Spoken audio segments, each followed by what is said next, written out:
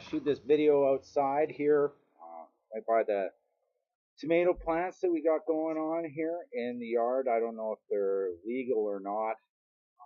Probably need some kind of permit or something for them. No one's talked to us, so we're just growing some tomato plants. We'll see how it goes. They're coming along good. Check it. Busy couple of days.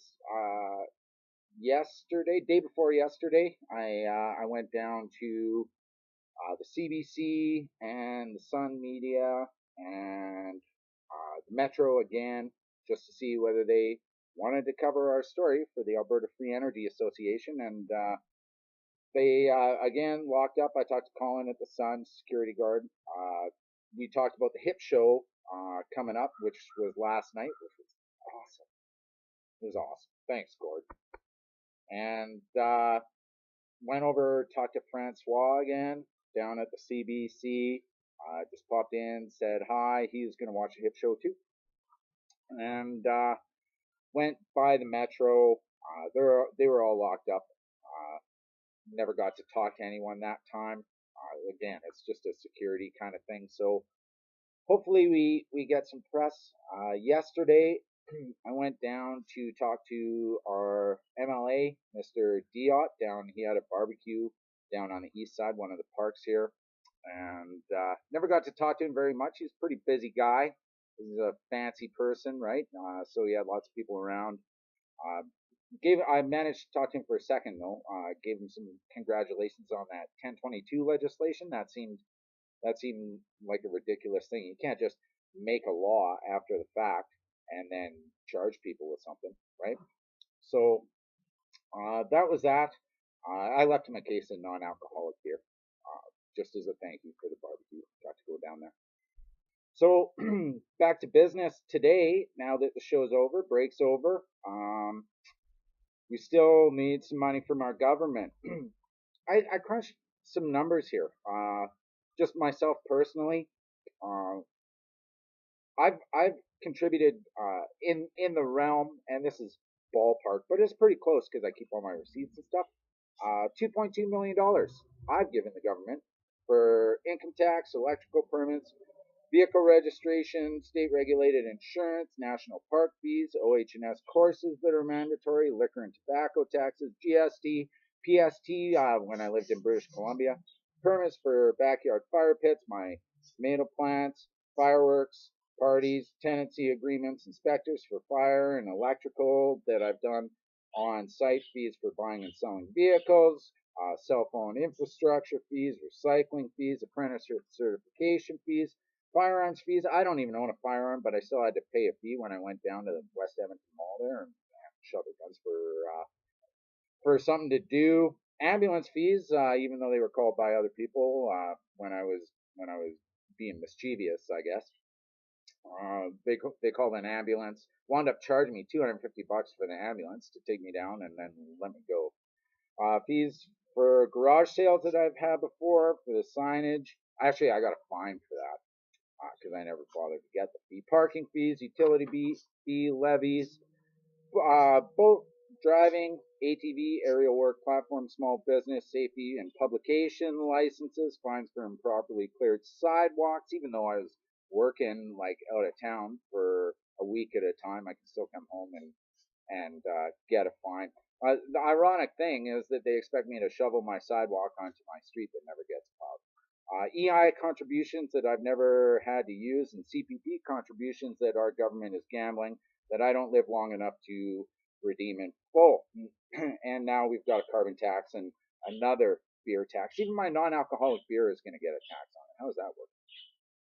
So out of all those, $2.2 million that I've contributed to our federal, provincial, and municipal governments, of that, you guys can keep $1.2 million. You do great work. I used a hospital once for a broken leg. It's fine. But we're going to need $1 million back. That $1 million isn't for me. That's only for a prize, for a bounty to build us our website. And this website is going to be so great because it's going to have live streaming accounting. Live streaming accounting. Who's not going to want to invest in that? It's It's going to happen. It's just a matter of time who can get on board first, whether it's our politicians, whether it's someone from corporate, whether it's from someone out of the country. Someone's going to get on board with this for $1 million. Um, in the meantime, uh, this is a call out to small businesses, and this is what we're going to do for you. Is once our once our website is built, our Alberta Free Energy Association website, that's going to have our board meetings. It's going to have our forums for debate. It's going to have the live streaming accounting, which is our real hub. Once it's built, it's free advertising to any small business in Alberta that just wants to kind of throw it up on a global stage. We're going to have investors coming into the province. They're going to want to stay in hotels. They're going to want to eat in places. They're going to want to check out our attractions. They're going to want to, check out our new downtown arena. Maybe they'll want to go out to West Edmonton Mall. They won't be able to take the LRT because even though we have the biggest mall in Canada, our LRT doesn't go there. They did spend $560 million to box in the Royal Alex Hospital so that ambulances can't get in and out, though. So small businesses, in the meantime, until we get this website up, if you can contribute to help us do it without the government's help, that'd be great. I know that you guys have to prepare for a $15 minimum wage, which is really going to be hard on you guys. So we understand that you probably can't help financially, but you might just be able to put, we support the Alberta Free Energy Association up right by your hostess desk or wherever. Basically, it's going to be just sort of an honor system that you guys are willing to have free global advertising for something that's going to save the planet. How hard can that be? First Nations groups, haven't heard from you either. It'd be great if you could because, like I say, our first pilot project is to use geothermal to help you become self-sustaining. What's better than that, right? Oil sector, we don't want to put you guys out of business. We want to dual purpose the stuff that you've got out there already, the drilling rigs you've got there already, the staff you have there already. Be able to do that. Energy East, how much easier would it be to sell Energy East if we're doing geothermal here, right here in Alberta? And that's not a cost. I mean, you're not burning your oil here to produce electricity. All that you're doing is renting generators. You'll be able to be self-sustaining too. We can partner you up with the First Nations groups, and we'll see what's working in between those two projects, and it'll be fantastic. Infrastructure sector, I know you're renegotiating your contract with the government. You're concerned about solar and wind. This is better. We've got the infrastructure out there right now. We've got the wires going out into these remote areas already. Let's use them. Let's start backfeeding the grid with geothermal and doing it ourselves. You can even be producers of your own electricity if you get involved in this. I did reach out to the LGBTQ community. I went into their Pride office there last week. I think it was Friday. And no matter what your stance on the issues themselves with transgender bathrooms and stuff like that, I did reach out to them because they're absolutely inspirational in actually having been able to pull this off in the Alberta environment that we have politically and economically and socially. I mean, change is hard to do. It's hard once you have a momentum in a particular direction to be able to kind of stop that, reevaluate, and then just do something and with some initiative that makes some sense. I know that personally. So I reached out to them for any contacts, advice on how they actually pulled it off. Not to mention, they got some great artwork down there. Arts and culture groups, musicians and stuff, again, same as small businesses. Can you imagine just for free, just by endorsing geothermal technology here in Alberta, which who can't get on board with?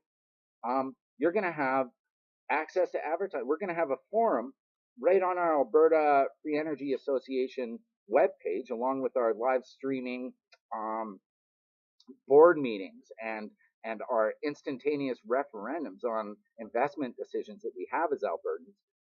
You're going to have a global stage for your for your talent as well. We're going to be we're going to have a whole page dedicated to like local musicians, things that are going on in the community, so that these investors, all this energy that we're bringing from outside of Alberta into Alberta, which is our whole mandate, can be fed right back to you guys. I mean, who can't get on board with that? Politicians, this is a little nervous, touchy thing for you guys probably, because we are going to be sort of self-sustaining once we're up and running. But you'll be able to politic. You'll be able to do exactly what you do already, which is sell Alberta on being a world leader in terms of our economic and environmental sustainability. And what better way to do that than to be able to say something that we're doing rather than something that we plan on doing, which is sort of, I hate to say it, the MO of politicians. So let's actually just do it, figure it out, and then we'll be able to sell it after the fact. It's so easy. 30 days. We can be up and running in 30 days. We'll put a 30-day tender on this website, and we're up and running, and you guys can politic like politicians are just post. Investors, who's not going to want to invest in this? They have 100% protection. They're going to see exactly where every penny of their money is going. We're going to be able to get money. Locally, our first responders. I reached out. I tried calling the EPS community liaison here, just out of the police station, just our local police station, which they're shutting down a number of them because they don't have enough funding, which is too bad, because that's a way that you can go to the police when you're not getting robbed or getting thrown in jail for mischief or something like that. But you can sort of liaise with them, and I mean, they're on our team. They're here for public safety. We should be able to interact with them and stuff. And if we can get their membership on board and endorse this community-based project, it'd be really great for them. And maybe they'd be able to get a little more funding once we get more money coming into Alberta, which is exactly what we need. Inspection authorities, all the electrical inspectors and fire inspectors and all of the infrastructure inspectors. Can you imagine being able to go to a place where there's no electrical code for it already? There's no code for portable vehicle charging stations like we want to do. There's no code for tying in a geothermal turbine into an existing grid. You guys will be able to design the procedures as you go along. Wouldn't that be cool? Rather than just go have to like check stuff off and then collect your permit fee and then leave and make a record. You'll be able to go in there and use the experience and knowledge that you've had your whole lives on things that should work and things that don't, and why some code rules or some procedures are just sort of redundant and ridiculous. You can write the book as you go. Isn't that fun? And we can do all this for $1 million for the cost of one house. We'll get this website up and running. That's all the money we need. Help us, please.